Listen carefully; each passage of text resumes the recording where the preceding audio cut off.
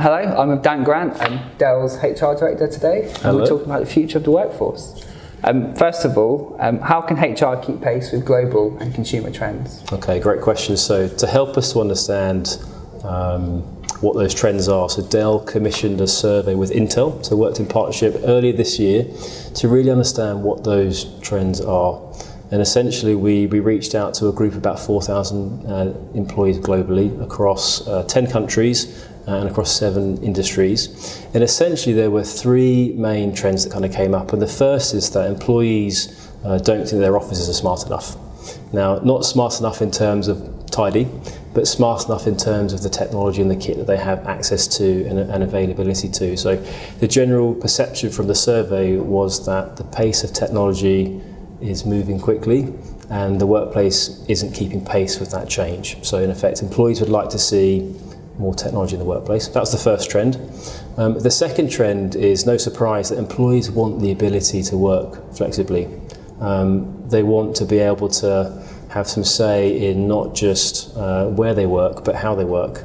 That was a big trend that kind of came out. And one of the survey stats showed that actually, 1 in 5 employees would actually leave a job if the technology wasn't good enough. And actually 52% of workers today actually are working from home 1 or more days a week. So actually it's something that's starting to happen, and companies are transitioning to some degree. So that was the second trend. And then the third one was very much around the way we communicate is going to change. So again, leveraging technology, creating that virtual environment, the collaboration, the engagement isn't always going to be face-to-face. And actually face-to-face communication isn't the future. The trend is very much going in the other direction. And how can the technological and interpersonal needs be balanced? Yeah, and they do need to be balanced. So it's a good question. Essentially, working remotely isn't for everybody. That's probably the first thing to call out. People, leaders and team members have their individual preferences and styles. Essentially, from a Dell perspective, 50% of our employees in the UK work remotely. And whilst that's a great thing, and there are many benefits that come with that, those benefits need to be closely monitored to make sure a good thing doesn't become, a problem. So we encourage our employees, wherever they are, in the country, to attend site town hall meetings, attend their local facility once a quarter, have those face-to-face water cooler conversations that you can have in a virtual environment, but it's nice to engage face-to-face every now and again as well. And then we encourage them to not lose their identity with the company, so we have a variety of different employee resource groups. One of those resource groups, or community staff associations in the public sector, is called Connexus, and it's about connecting people and creating that virtual community.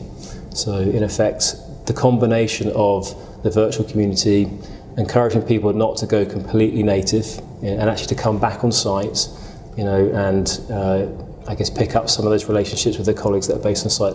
The combination of those 2 actions really helps to kind of keep that balance. And what else does HR do to ensure these remote workers don't slip under the net? Yeah, so it's a really good question. So we do a variety of things. So we have an annual engagement survey. We look at the data, we slice and dice that data by remote population versus based on site. So that gives a really good indication as to how do our team members that are based from home feel about working for the company. And what's really interesting is year on year those stats have increased, and actually we find that actually our remote team members are happy about their employment, really value the flexibilities that they have, and as a result we're able to retain them, which is great. So that's kind of one angle that we do to make sure they don't slip under the net. The other one is we provide training to leaders and to team members. Being a leader, managing a virtual team is a different skill set.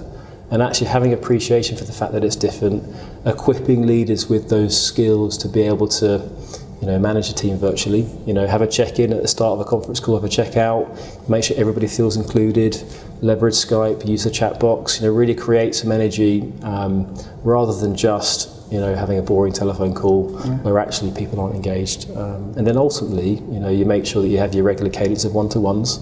And typically we like to leverage Skype and video so you can see each other. So the technology has got so much better that the reality is you're almost as if you're sitting next to each other.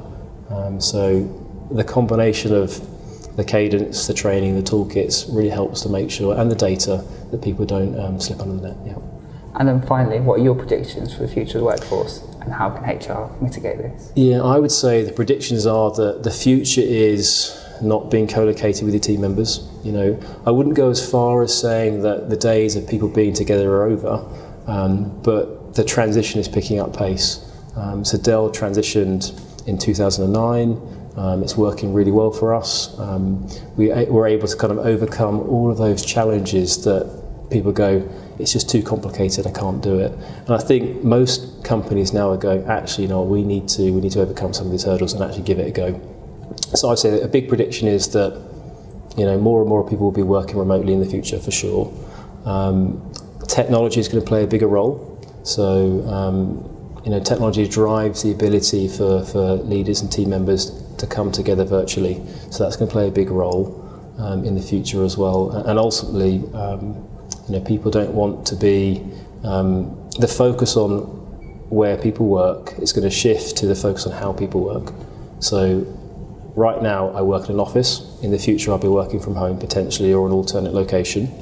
And then the conversation will progress, I think, to how do I work? You know, so is it 9 to 5, or is it actually 7 to 8, and then I take a break for a couple of hours and then I come back on? So if you think about doing a global role, you know, I think the traditional way you work and how you work is going to change significantly in terms of location and in terms of work pattern. Thank you, Dan. Okay, no problem.